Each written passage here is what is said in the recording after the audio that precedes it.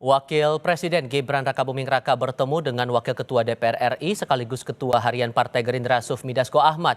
Pertemuan terjadi di tengah isu pemakzulan Wapres Gibran dan pemberian amnesti untuk musuh-musuh Jokowi. Lalu apa arti di balik pertemuan kedua tokoh ini? Kami diskusikan bersama dengan para narasumber. Bergabung saat ini Wakil Ketua Umum Jokowi Mania Andi Azwan dan ada juga Hendar Samarantoko, politisi Partai Gerindra dan Direktur Eksekutif Carta Politika Yunarto Wijaya. Selamat sore semuanya dengan Tifal di sini. Apa kabar?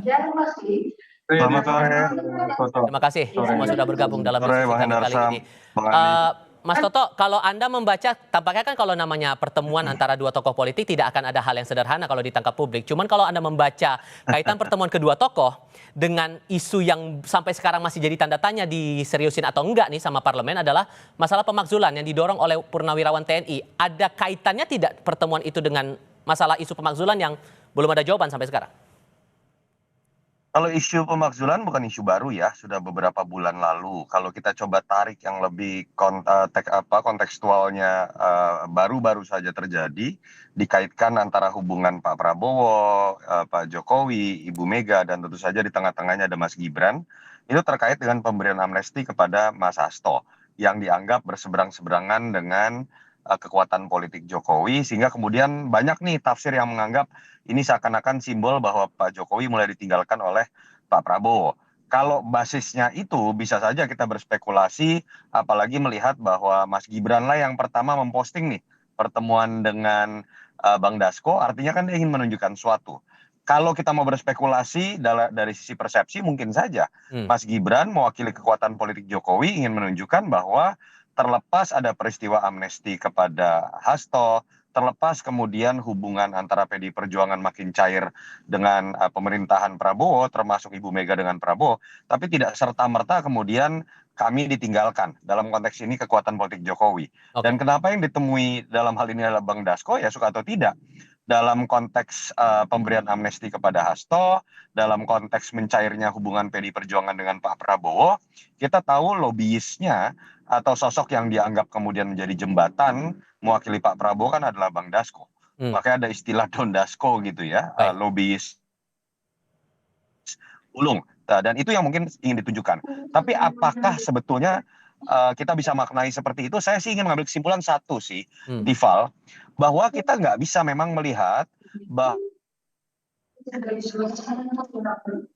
Mas Toto? bahwa hubungan segitiga antara Ibu Mega, Mas Tifal, bahwa ketika Ibu Mega dengan Pak Prabowo berbaik-baikan, berarti Jokowi ditinggalkan. Ketika Pak Jokowi dengan Pak Prabowo berbaik-baikan, berarti Ibu Mega ditinggalkan. Saya melihat kita nggak bisa melihat itu dalam konteks hitam dan putih memang. Sehingga, tapi kalau saya kaitkan lagi dengan isu pemakzulan yang sampai sekarang belum direspon oleh DPR MPR, menurut Anda kalau pertemuan itu muncul antara Pak Dasko dengan Mas Gibran, apakah ini sinyalemen bahwa isu pemakzulan ini bakal stop, nggak akan diterusin? Isu pemakzulan ini kata kuncinya menurut saya bukan di Dasko, bukan di Prabowo. Tapi isu pemakzulan ini kalau kita baca Bang Hendar Sam sebagai orang hukum bisa menjelaskan nanti.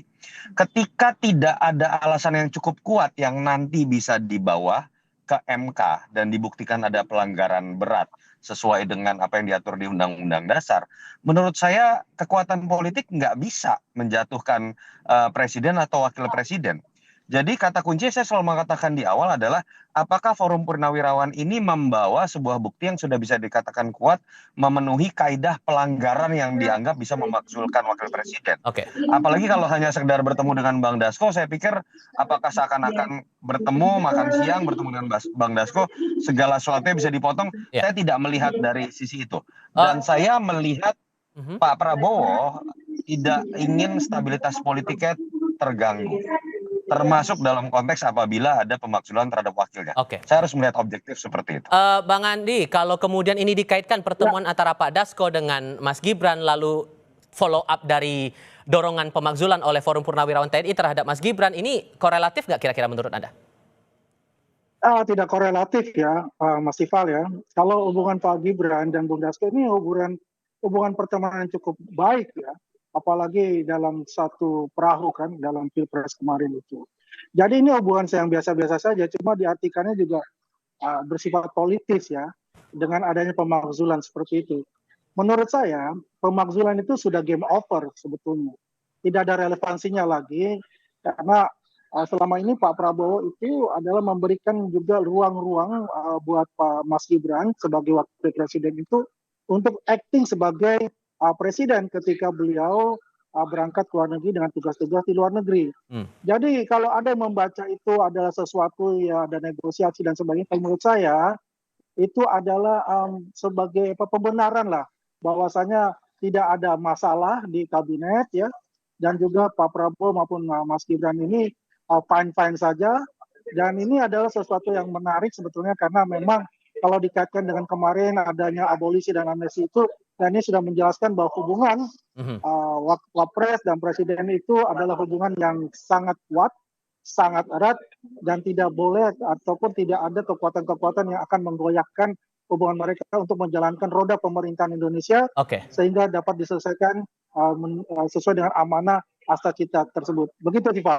Bang Hendar Sam, kalau kemudian pertemuan antara Mas Gibran dengan Bang Dasko ini dikaitkan dengan pemakzulan Mas Gibran oleh Forum Purnawirawan, emang ada kaitannya kah soal itu yang dibahas antara keduanya? Saya rasa hal yang berbeda, bahwa memang tadi Mas Toto juga sudah sampaikan bahwa Bang Dasko kan memang mempunyai peran ganda ya dalam pemerintahan kita. Peran beliau itu di legislatif ya, kemudian peran dia sebagai ketua harian dari Partai Gerindra ya kan gitu. Dan karena itu tentunya Bang Dasko mempunyai posisi yang strategis ya. Nah, tergantung kita melihat dari sudut pandang mana. Kalau kita melihat dari sudut pandang contoh pemakzulan, saya anggap kan pemakzulan ini adalah kembang-kembang dari demokrasi saja sebenarnya itu kan. Oh, jangankan untuk dimakzulkan wakil presiden ya, Pak Prabowo itu diancam dibunuh aja sudah pernah kan gitu kan. Jadi bukan sesuatu hal yang menurut saya harus kita khawatirkan. Nah, saya merujuk apa yang dikatakan oleh Mas Toto, bahwa ya kalau kita bersifat objektif, suka atau tidak suka ya kan dengan Mas Gibran contohnya ya kan, memenuhi syarat atau tidak pemakzulannya kan gitu kan. Pasal 27 itu kan pasal 7A kalau tidak salah Undang-Undang Dasar itu menyatakan ya kan, itu apabila alasannya itu untuk dimaksudkan ada pengkhianatan terhadap negara. Mas Gibran melakukan pengkhianatan tidak terhadap negara, melakukan perbuatan tercela. Nah, perbuatan tercelanya apa? Oke, dikorelasikan dengan Pupu Fafa, bisa dibuktikan nggak Pupu Fafanya kan gitu dulu kan. Nah, tapi perlu ditindaklanjuti tidak usulan dari Forum Purnawirawan ini? Maksudnya kan demi kepastian juga nih Bang, untuk ini betul-betul direspon atau tidak kan gitu? Kan gini, tata caranya itu kan memang harus 2/3 itu kan masuk tuh surat ya kan ke DPR. Kemudian ini bukan hanya Bang Dasko, memang Bang Dasko kan walaupun dikatakan ketua umum DPR tapi dia nggak bisa mengorkestrasi semuanya. Bahwa harus 2/3 dari anggota DPR itu mengusulkan hal tersebut dengan alasan-alasan tadi itu loh, ya kan? Ada korupsi juga, tindak pidana beratnya ada nggak? Nah, 2/3. Adapun alasan yang kuat ya kan secara hukum, tapi secara politis kalau tidak menyampai 2/3 diusulkan oleh DPR kepada Mahkamah Konstitusi ya nggak akan goal juga gitu kan. Jadi kita harus realistis, tapi makanya oleh karena itu saya melihatnya ini kita anggap sebagai kembang-kembang demokrasi lah ya kan. Tapi dan itu wajar-wajar aja, nggak ada apa-apa lah, itu nggak ada masalah itu ya kan. Tapi kalau kita memahami secara politis bahwa bagaimana dalam seminggu terakhir memberikan amnesti kepada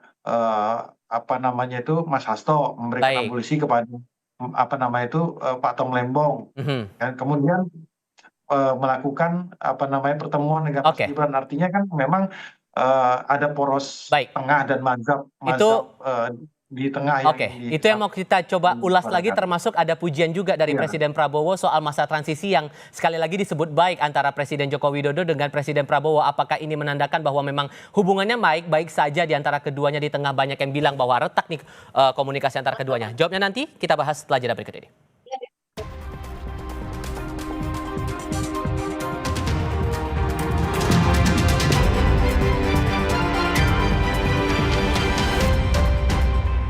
Masih berdiskusi bersama dengan para narasumber.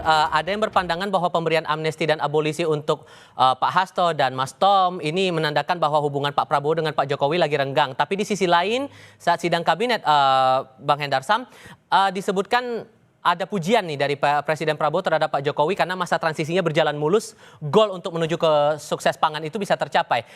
Ini menepis ya berarti kalau ada anggapan seperti itu? Ya, kurang lebih seperti itu. Karena kan memang ada Bapak kan gini, Pak Prabowo di beberapa hari sebelumnya itu kan menyampaikan, ya kan, menepis isu adanya reshuffle, ya kan. Nah, ini kan juga kan kaitannya tentu, ya kan, sasaran tembaknya itu supaya kurang lebih 17 mantan menteri di era Pak Jokowi itu apa namanya itu untuk direshuffle kurang lebih seperti itulah ya kan Pak Prabowo. Nah, Pak Prabowo ini orangnya nggak mau diolah-olah kayak gitu loh ya. Jadi dia tahu persis makanya dia bilang ya kan jangan ngolah-ngolah saya lah ya kan. Saya tahu cara main-main kayak gini. Jadi oleh kami solid, kami tetap itu transisi tetap berjalan. Jadi dalam arti kata apa? Bahwa eh, soliditas dan juga kondusivitas itu harus beliau jaga dan kita percayakan bahwa memang hak prerogatif beliau kapan beliau harus melakukan reshuffle kapan tidak. Jadi di tiap pemerintahan tentunya berbeda-beda.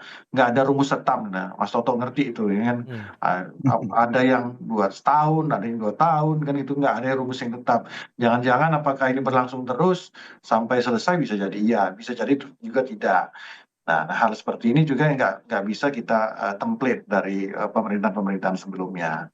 Jadi apa yang beliau sampaikan, apa nama itu, masa transisi berjalan dengan baik, ya kita lihat pencapaian-pencapaian saja sejauh ini ya, bahwa artinya setidaknya saya menganggap masa transisi yang baik itu bukan juga dari sisi program, tapi bagaimana apa nama itu menteri-menteri dan wakil menteri di era Pak Jokowi bisa ngeblend dengan Pak Prabowo lah. Nah, Bang Andi juga menangkap hal yang sama bahwa ucapan atau puja dari Pak Prabowo kepada Pak Jokowi ini bisa mendinginkan spekulasi yang muncul. Bang Andi? Ya, Pak, saya setuju dengan apa yang dikatakan Mas Hendarsam, bahwasanya itu adalah, kita lihat ya, ini adalah keberlanjutan ya, dari masa Presiden Pak Jokowi ya, terus kemudian ke Pak Prabowo, ini berlangsung dengan mulus sesuai dengan apa yang dikatakan Pak Prabowo. Saya rasa itu tidak ada masalah gitu ya. Jadi bahwasanya ada orang ya yang genit-genit ingin memisahkan beliau, nah ini yang sudah terjawab semua gitu.